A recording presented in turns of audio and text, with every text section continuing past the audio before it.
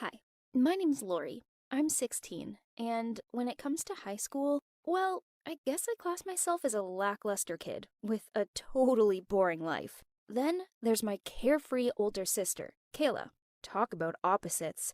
I long for other girls to like me and for cute boys to notice me, while Kayla just doesn't care at all about what other people think of her. The extra annoying thing is everyone seems so drawn to her, especially cute boys. I just don't get it. She changes her boyfriends pretty much every week. I don't bother keeping track of them anymore. I just view them as the latest strange guys she brings back home. They always hang out in the living room, and I always seem to end up playing the role of errand maid. The oddest thing about my sister is her bedroom secrecy. She's seriously weird about it. So weird, in fact, that she won't let me or my parents in there. Like, seriously, she won't even let Mom in to get her laundry. It was like a hidden band area in my house. One evening, I was watching an old rerun of The Bachelor and daydreaming about a hot man choosing me above all the other girls when I heard Kayla rushing down the stairs. She was on the phone with someone and rushed out in such a hurry. A thought flashed through my mind, and I went upstairs to check her door. She'd forgotten to lock it. Of course, I had to take this opportunity to finally see what all the fuss was about. Kayla always dressed girly, so I expected a dreamy pink room. Nope.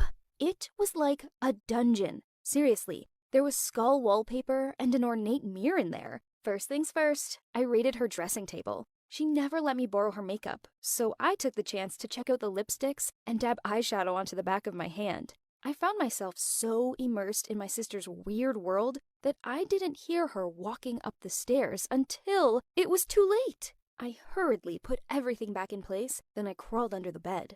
Thank God she didn't recognize any disturbance. She lay on her bed and chatted on the phone with someone for ages. I didn't have another choice but to listen to all her dramas at school and did not dare to move an inch.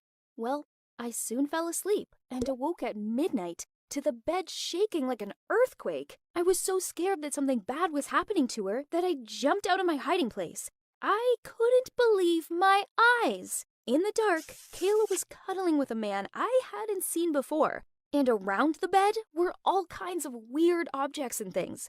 You know what I mean. It was totally disgusting. When the man saw me, he grabbed his clothes and climbed out of the window. Oh, wow. Was there an invisible elevator out there or something? My sister freaked out and screamed at me. "What are you doing here? Erase your mind and get out!" I shouted back, "I wish I could! You're a messed up, perverted monster." And she said, "Oh well, at least I'm not a silly little virgin." How embarrassed! I couldn't deny her words. No boy seemed to notice me. Not like her. But it doesn't mean that I could ever give her the chance to humiliate me in this case. So, without thinking it through, I blurted out that I'd lost my virginity to this boy at school called Sean. She just snorted out, "Yeah, glad you did. Now get out!" Then she pushed me out of her room.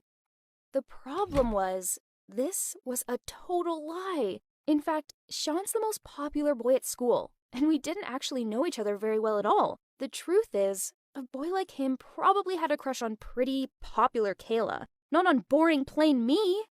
The next day at school, kids wouldn't quit staring at me. It was super weird, as these were the same kids who normally didn't notice me at all. It turned out everyone was gossiping about me sleeping with Sean.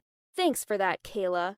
When I was struggling at my locker, Sean came over to me and asked, "Why don't I remember ever doing that with you?" I blushed and muttered out an apology.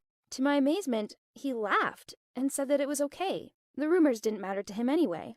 I don't know what came over me, but I did something totally out of character. I blurted out to him, "Do you want to sleep with me?